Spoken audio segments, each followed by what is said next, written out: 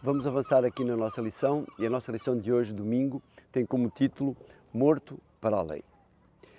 Como eu dizia ontem, existiam em Israel diversos tipos de leis.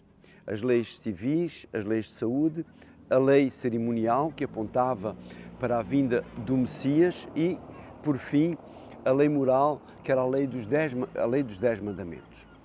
E todos eles estavam sujeitos a estas leis. Eles deviam obedecer a cada uma destas leis.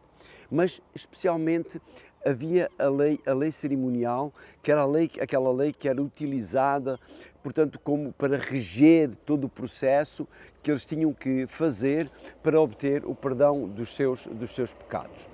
E o que Paulo vem dizer aqui, e nós podemos ver isso no versículo 5 especialmente, diz assim: quando vivíamos conforme a nossa natureza humana, quem mandava em nós eram os desejos maus, despertados pela lei, e isso levava à morte. Ou seja, a lei cerimonial, juntamente com a lei moral, mostrava quais eram os pecados da pessoa.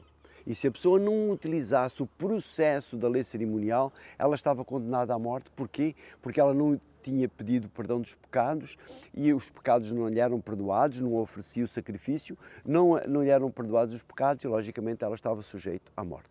E agora Paulo vai utilizar aqui um exemplo prático, por assim dizer. E ele compara toda esta situação a uma mulher casada, que enquanto está casada ela não pode ter outro homem, porque está sujeita ao seu marido.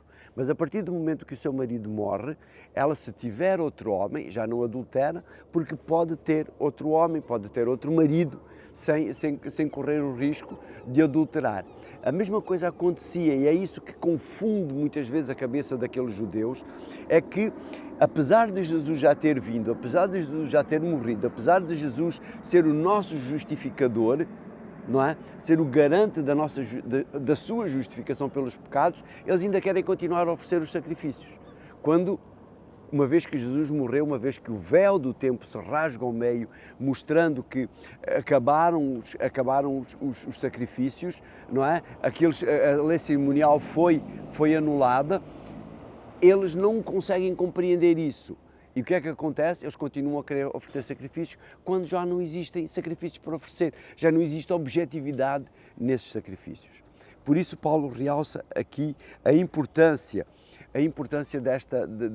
de compreenderem bem isto e mudarem de atitude. E, por outro lado, este exemplo de Paulo, como que convida, diz a nossa lição, como que convida os judeus a casarem com o Messias ressurreto para terem direito à salvação. A Igreja de Deus é a esposa, Jesus é o marido. Portanto, nós somos convidados a interagir cada vez mais com Jesus para podermos ter a garantia da nossa salvação. Faz isso tu também. Não precisas olhar para aqueles sacrifícios do passado, logicamente.